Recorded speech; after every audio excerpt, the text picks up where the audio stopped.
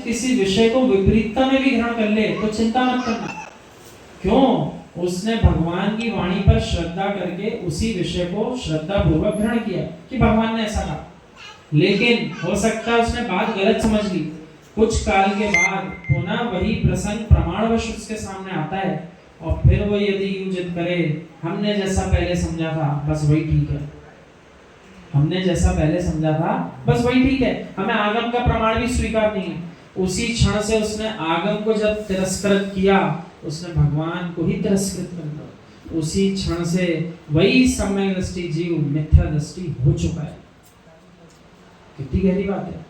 पहले वही जीव उसी विषय को मान करके सम्यक दृष्टि था, अब उसी विषय को मानते रहने के कारण मिथ्या दृष्टि है। आप प्रसंग देखो कितने विचित्र विचित्र हैं। जीव सामान्यता में पकड़ ही नहीं पाता है।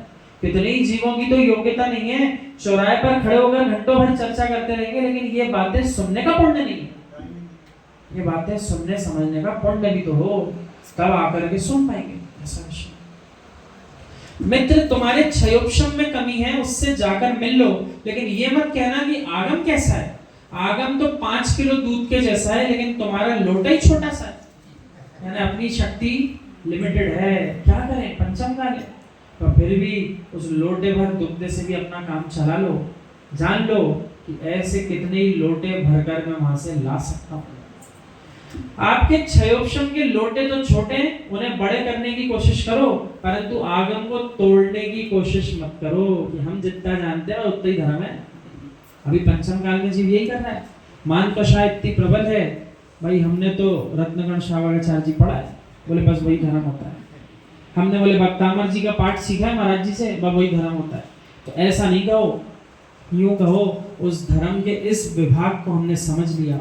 ऐसे कई विभाग इस जैन धर्म में प्रवेशित हो चुके पहले से, अनादिकाल से, मैं ग्रहण नहीं कर पा। यानी किसी की 5 किलो की बाल्टी में छेद मत करना, अपने लोटे के दूध को पी लेना। मित्र ऐसा ही होता है। अब क्या कर रहे हैं, जो थोड़ा विशेष क्षयोपशम रखता हो सो उनकी काट छांट करने में संसारी जीव लग जाता है। अच्छा, देखते ही मुनिराज कहाँ गलती करते हैं बताने, देखते ही ज्ञानी विद्वान कहाँ गड़बड़ी करेगा, देखते ही अपने बीच का साधर्मी कहाँ पे फिसलता है। तो उसकी फिसलन यानी उसकी बाल्टी में छेद करने में अपना समय बर्बाद मत करो। कम से कम जो लोटा भर के दुग्ध लाने की क्षमता है, जितना ग्रहण करने की है उतना तो ग्रहण करके उसका पान करो, उसका तो आनंद लो। तुम क्या कर रहे हैं, दूसरे की बाल्टी में छेद करके बहाना चाह रहे हो, इसका ज्ञान कम करो, उससे होने जाने वाला कुछ नहीं है। ये प्रतिष्ठाचार्य है, न्यायाचार्य नहीं है। मैं इन लोगों से क्या बोलता हूँ, आप अपने क्षेत्र में पंडित हो, दूसरे क्षेत्र में अपने को अज्ञानी भी स्वीकारो। यानी देखिए, कोई जीव प्रथमान योग का विशेष ज्ञाता है तो उसको इस बात का ज्ञान अपने अंतस में होना चाहिए, मैं द्रव्यानी योग में अभी अज्ञानता अवस्था में, ऐसा मान ले। तो जिसको द्रव्यानी योग का विशेष ज्ञान है ना, उसके पास जाकर के ग्रहण कर पाए। चुल्लक ध्यान सागर महाराज जी बता रहे थे, एक पंडित जी के पास 5 माह का समय उनसे लिया। अच्छे ज्ञानी विद्वान पंडित जी हैं, न्यायाचार्य। तो उनसे 5 माह का समय लेकर के कहा, आप हमें न्याय शास्त्र का ये ग्रंथ का अध्ययन आप करा दीजिए। उन्होंने भी तुरंत समय दे दिया। यूं विचार करिए आप, एक श्रमण पिछीधारी जीव वो किसी श्रावक से भी कह रहे हैं कि आप हमें समय देकर के अध्ययन करा दो, तो जिस जीव को ललक होगी, सम्यक होगा, वो वहाँ भेद नहीं करेगा कि मुझे समझा कौन पाए। और जिसके अंदर यदि मान कषाय होगी तो यूं कहेगा अपन तो अपने को जितना आता है उसी को अपन बताएंगे यही सब सही है, ताकि आप जो कहते हो सब गड़बड़ी है। ऐसा नहीं करना। मैं कह रहा हूं मैं पंडित हूं, पर किस विषय का हूं, मैं समय सार का पंडित हूं। वो प्रतिष्ठाचार्य, वो जानता भी नहीं होगा तब भी कहेगा कि मैं अज्ञानी रहूंगा। प्रतिष्ठा की क्रिया प्रतिष्ठाचार्य की है, लेकिन दिगंबर मुनि की नहीं है। बोले महाराज कैसे अज्ञानी, ऐसे अज्ञानी हूं जैसे शीलवंत पुरुष पर स्त्री के लिए नपुंसक होता है। नपुंसक नहीं है वो, पर स्त्री के लिए नपुंसक है। अब यहाँ अपेक्षा ग्रहण करो, वीतरागी श्रमण कहेंगे हम प्रतिष्ठा आदि कार्यों में अज्ञानी है। क्यों कह रहे हैं, ये हमारा कर्तव्य नहीं है। लेकिन एक प्रतिष्ठाचार्य यूं कहेगा, मैं आपके 28 मूल गुणों के पालन करने में अज्ञानी हूँ, मैं आपके प्रकार से शास्त्रों के ज्ञान में चारित्र के पालन करने में अज्ञानी हूँ, क्योंकि मैं भी उस स्तर पर पहुंच ही नहीं पाया।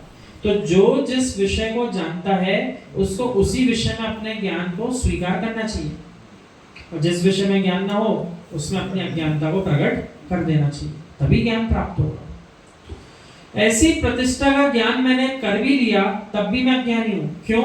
इस क्रिया में संभारंभ होता है, मैं अज्ञानी हूं, वो पंडित जी करेंगे। तत्क्षण योग्यता, जैसे कार्य को करने की जिसकी योग्यता है वो कार्य उसी को करना चाहिए। अब गांधी जी बोल गए एक बात, स्वावलंबी बनो, सब अपना काम खुद करो, इस सिद्धांत उनका गलत था। ये बात आपको पूरे भारत में कोई नहीं बोलेगा, अपने गुरुजी और हम आपके सामने रख रहे हैं बात। यदि आपसे कहा जाए गांधी जी की बात स्वीकार करो, नहीं है सही बात। यदि सब स्वावलंबी बन गए, सब अपना काम करने लगे, तो राष्ट्रपति को अपने कपड़े स्वयं धोना पड़ेंगे, राष्ट्रपति को अपने बर्तन स्वयं धोना पड़ेंगे, राष्ट्रपति को भी अपना भोजन स्वयं बनाना पड़ेगा, फिर राष्ट्र की चिंता कब करेंगे? ये उनकी अज्ञानता का समय था, जब विपरीत काल आ गया था, बुद्धि अंत समय की थी, तो विनाश काले विपरीत बुद्धि में कई प्रसंग निकल आते हैं। लेकिन हर विषय व्यक्ति विशेष कपड़ेधारी का ऐसे तुरंत स्वीकार नहीं करना कि यही आगम का सिद्धांत है, नहीं, विचार करना पड़ेगा। जगत में प्रचलित है practice makes a man perfect. Aditya Sagar Maharaj ji कहते हैं गलत बात है, perfect practice makes a man perfect. Practice तो बहुत सारे लोग अज्ञानता में यहाँ वहाँ की भी करते रहेंगे, परफेक्ट कहाँ से बनेंगे? Perfect practice will make a man perfect. जो सही दिशा में प्रैक्टिस कर रहा है वही परफेक्ट बनेगा। अब जैसे आगम के शास्त्रों का अध्ययन करके सच्चा ज्ञान होना था, लेकिन आपने कहा अध्ययन करना चाहिए, तो शास्त्र जो जिसने लाकर पहले रख दिया, आप लग गए उसी का अध्ययन करने। अब आप बताओ आगम के ज्ञाता बन जाओगे क्या? नहीं बन पाएंगे। लेकिन यदि आपने सही पहले निर्णय कर लिया किसको पढ़ना है और उसी को पढ़ के आपने अभ्यास किया, तो आप जरूर परफेक्ट स्थिति में आ जाएंगे, ज्ञानी हो जाएंगे। समारंभ मतलब संरंभ, समारंभ, आरंभ, ये तीन स्थितियां जब अपन इसमें गाते हैं। कोई जीव विचार भी कर रहा है तो उसने प्रयास प्रारंभ कर दिया कोई कार्य करने का। संभारंभ में उसने वस्तु एकत्रित करना प्रारंभ कर दिया। आरंभ में यानी उस कार्य को कर बैठा, चौका चूल्हा जल चुका, रोटियां बनना प्रारंभ हो गई, हाँ, सब एकत्रित करके वो तैयारियां जो कर रहा है। अब प्रतिष्ठाचार्य जी के लिए क्यों लिखा कि वे तो समारंभ के कारण, क्यों? उन्हें कितनी सारी वस्तुएं, जीवों को यानी मनुष्यों को एकत्रित करना पड़ता है, वे अकेले सारी क्रिया नहीं कर सकते।